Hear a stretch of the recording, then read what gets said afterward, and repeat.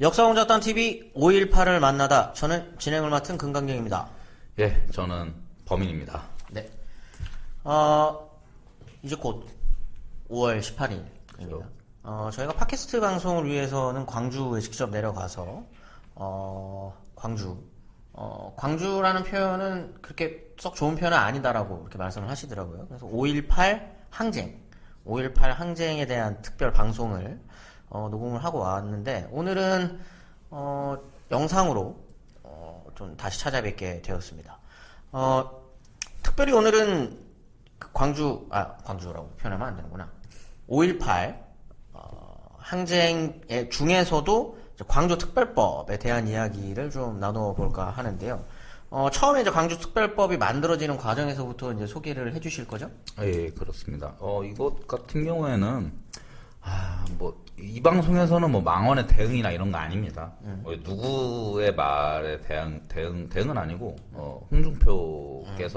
홍준표께서라고 이제 표현하지 말고. 홍준표 씨가. 전 대표죠. 홍준표 전 자유한국당 대표. 네, 홍준표 전 자유한국당 네. 대표가, 그런 말을 이제 되게 많이 하십니다. 네. 뭔가 그 민주화 운동이나 이런 거에 질문이 들어왔을 때, 네. 광주특별법을 저희 당이 만들었습니다. 그런데 당원들이 잘 모릅니다. 라고 하면서 한탄을 하시는데. 이게 굉장히 어떻게 보면은 흥미로운 얘기예요. 그쵸. 좀 홍준표 전 대표, 같은 경우에는 좀 특이하게도 그 5.18에 대해서 자유한국당이 이상한 말을 하는 거에 대해 굉장히 히스테릭하게 반응을 하시더라고요. 뭐 광주는 건들면 안 돼요. 라는 그렇죠. 말이 한번 해주시죠. 제가 성대모사요? 광주는 건들면 안 돼요. 네. 그런 말도 자주 하고. 네. 그러니까 YS의 인문도 전개 인문 사실 그때 했죠. 그렇죠. 그걸에 기반을 삼고 그리고 YS 때 만들어진 게 맞기 때문에. 네. 그래서 제가 오늘 방송 기획은 자유한국당 당원 여러분들께서 본인들의 전신인 당이 만들었던 법에 대해서 비판을 되게 많이 하시길래 그리고 거꾸로 본인들 당이 만든지 모르신다는 얘기를 듣고 제가 좀 그래도 설명을 조금 해야겠다. 본인들이 만든 건데 본인들이 모르는 사태에 왔다는 것은 그야말로 이것이 사태죠. 네, 이게 문제인 게 잠깐 쓴소리 아닌 쓴소리를 하자면 무슨 소리를.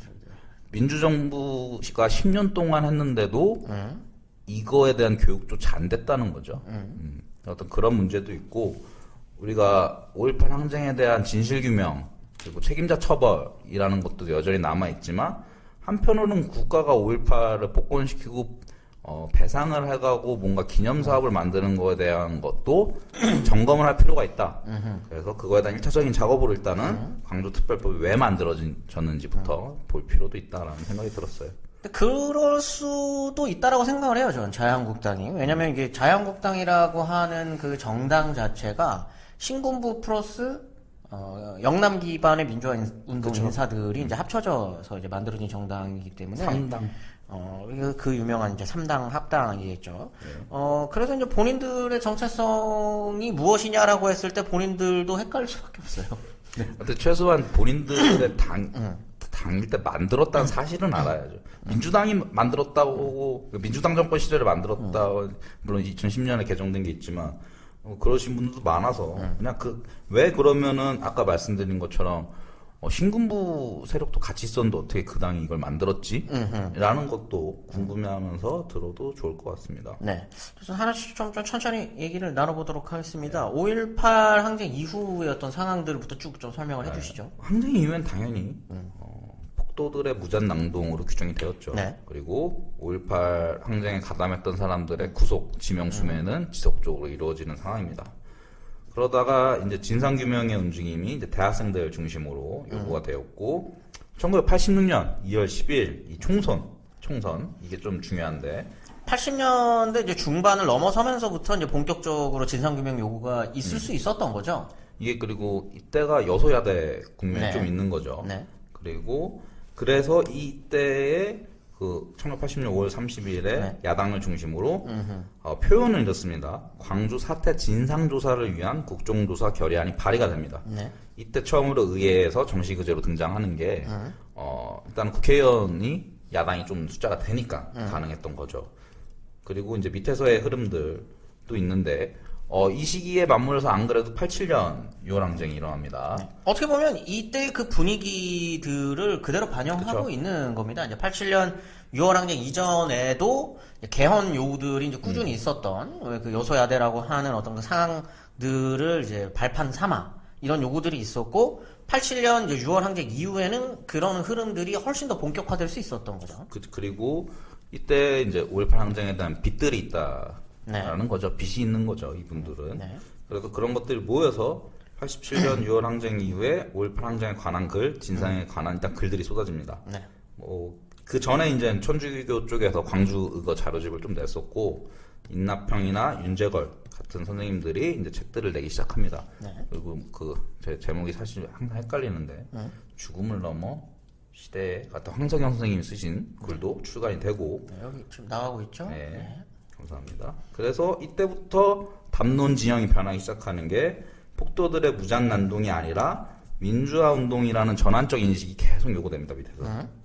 그래서 이러한 것들이 됐고 5.18 그래서 이때 이제 5월 단체나 이런 것 쪽에서 내세운 게 기본 원칙이 뭐냐면 5대 원칙입니다. 진상규명. 이때 이제 87년 이후에 만들어졌었던 그 청문회에서의 5대 원칙을 말씀하시는 거죠? 그죠. 근데 그 전에 이제 이러한 흐름 속에서 만들어진 원칙이기도 한 거죠. 네. 그래서 청문회 전에 진상규명, 책임자 처벌, 그리고 배상입니다. 이 표현이 되게 중요한데. 네. 배상, 기념사업, 명예복. 이 요구들이 이제 많아졌고, 제6공화국이죠. 이때 되면 이제 87년 이후니까. 개헌 이후가 이제 네. 육공화국이죠. 그렇죠. 개헌 이제 직선제가 됐으니까 이 여소야대 국면 속에서 그 유명한 청문회 이름은 이제 제5공화국 청문회죠. 그 중에서도 5.18 항쟁이라는 것이 중요한 역할을 하는 건데 이게 88년부터 89년 초까지 진행됐는데 물론 저는 이때 한 살이어서 모르는데 한 살. 와서 이제 70여 명이 이제 증언을 직접적으로 했고 저희 그 팟캐스트 방송에서 말씀드렸던 것처럼 이 증언 자체가 굉장한 용기가 그쵸. 필요했었던 거였지만 그럼에도 불구하고 나왔다는 것. 그래요. 이게 굉장히 중요한 사실입니다. 그리고 또 팟캐스트에도 언급했지만 현장 영상이 전국으로 방송이 됩니다.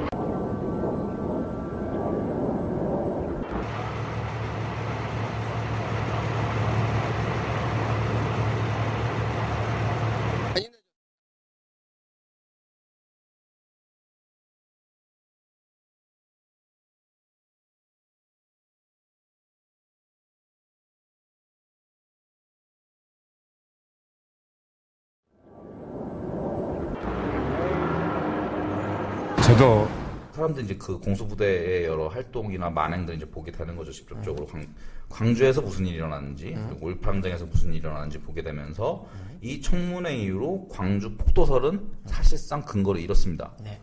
민평당. 망원회장한테. 그 김대중과 YS가 지금 갈라서서 야당의 형국을 지금 띄고 있는. 맞아요. 그러니까 YSDJ, 크게 YSDJ고 이쪽 한 명 더 있는데 말씀을 해주셔야죠. 김종필이 JP. 있습니다. 네네. YS 그러니까 삼김. 네네. 삼김이 야당에 있는 거고 네. 여당에는 신군부, 어떤 노태우 중심의 이제 여당이 있는 거죠. 네.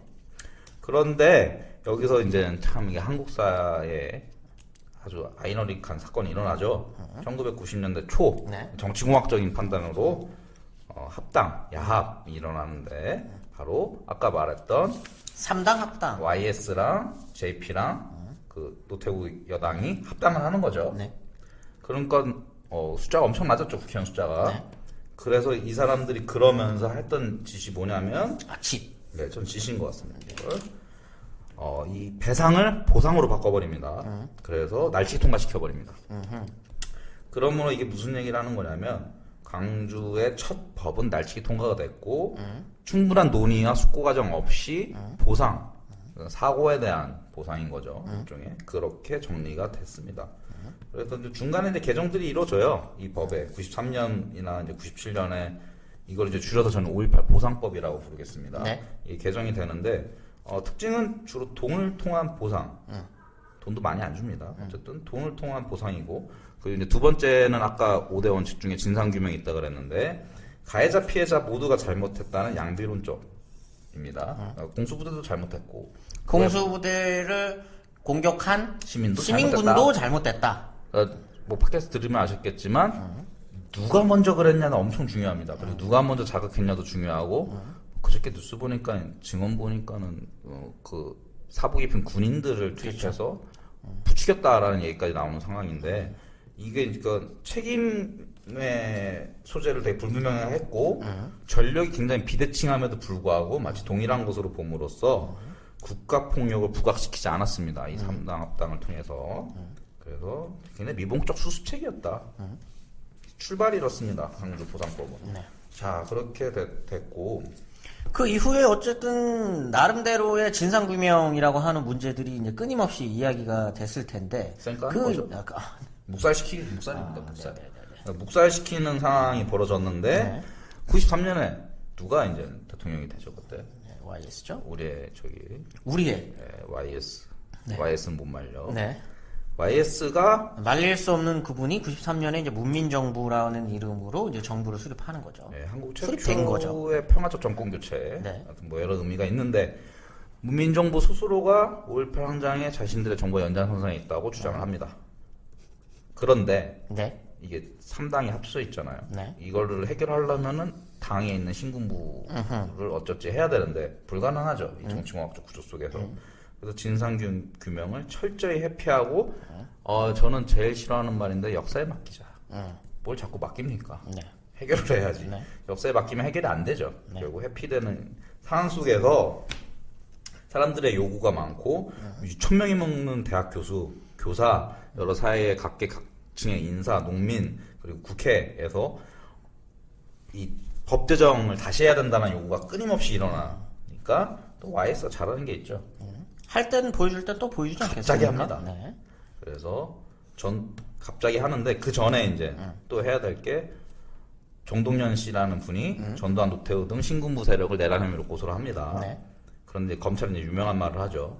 성공한 쿠데타는 처벌할 수 없다라고 하면서 민간인 학살이나 신군부의 권력욕은 있으나 사회 혼란을 핑계로 이제 불기소를 했고 그 뒤에는 성공한 쿠데타는 처벌할 수 없으며 공소권 없으면 결정 발표하니까 안 그래도 각계각층 인사들이 불만이 많은데 이게 폭발하면서 터집니다. 그럴 수밖에 없겠죠. 예. 그리고 이게 시기가 굉장히 중요한 게 이제 1994년 5월 13일이라는 점.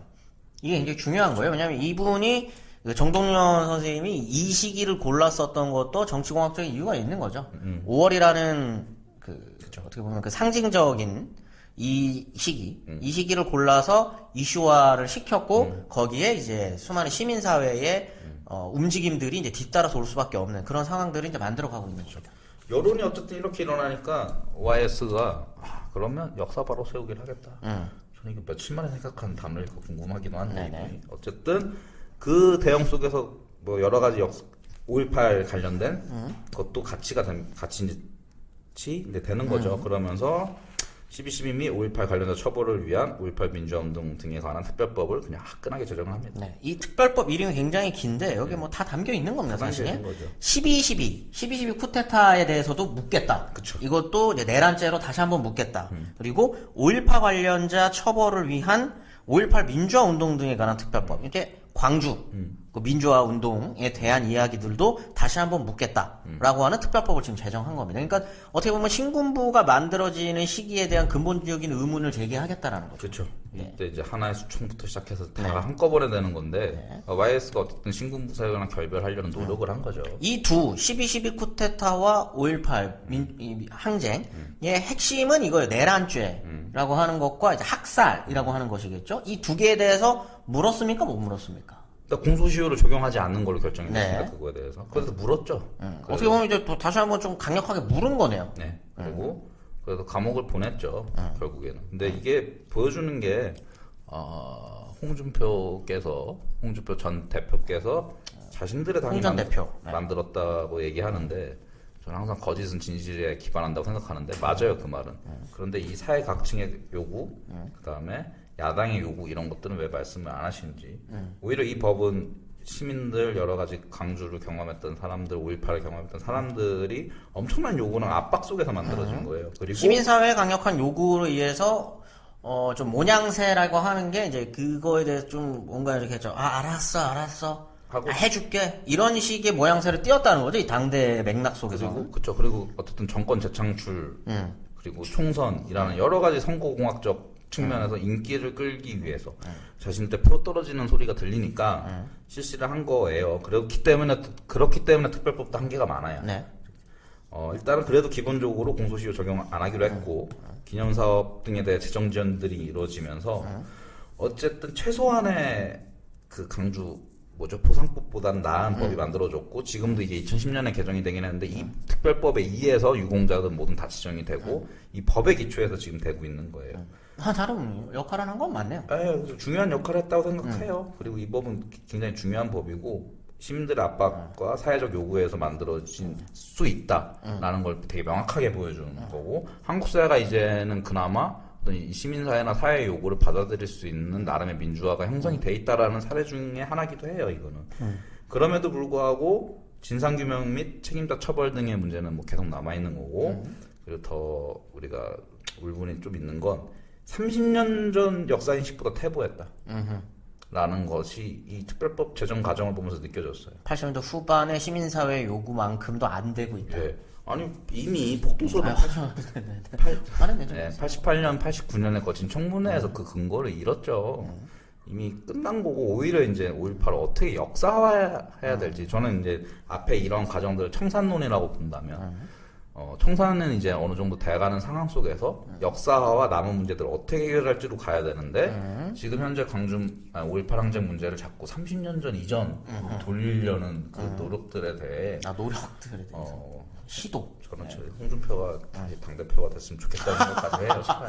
최소한 강주 문제는 대화가 되니까 5.18 문제는 대화가 되니까 어쨌든 그러한 것들이 있다. 어쨌든 특별법 제정 과정은 이러한 과정을 거쳤다라고 정리할 수 있을 것 같습니다. 두 가지를 얘기해 주신 것 같아요. 첫 번째는 지금 자유한국당에 이제 쏟아내는 망언들이나 이제 행실들에 대해서 홍준표의 말을 그대로 돌려줄 수도 있다는 거죠. 그렇죠. 홍준표 전 대표가 얘기했었던 이거는 우리 당이 만든 거고 우리 당에서 추진했었던 거기 때문에 그 얘기를 함부로 하지 말아라는 거는 이제 역사적인 맥락에서 짚어주신 거고 하나 더는 홍준표 대표도 더 알아야 되는 게 당시에 그 정당이 그렇게 했었던 건 수많은 시민사회의 움직임들과 목소리들과 어떤 노력들, 이 진상을 밝히려고 했었던 노력들을 마지못해 수용했었던 그런 분위기들, 이런 역사적 맥락들도 솔직하게 밝혀라 라고 하는 이 두 가지 메시지를 전달해주는 방송이었었던 것 같습니다.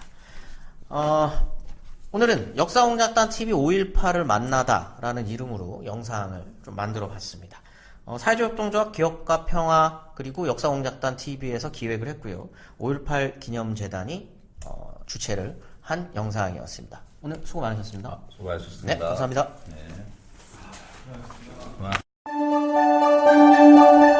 좋아요, 구독하기 눌러주시면 땡큐.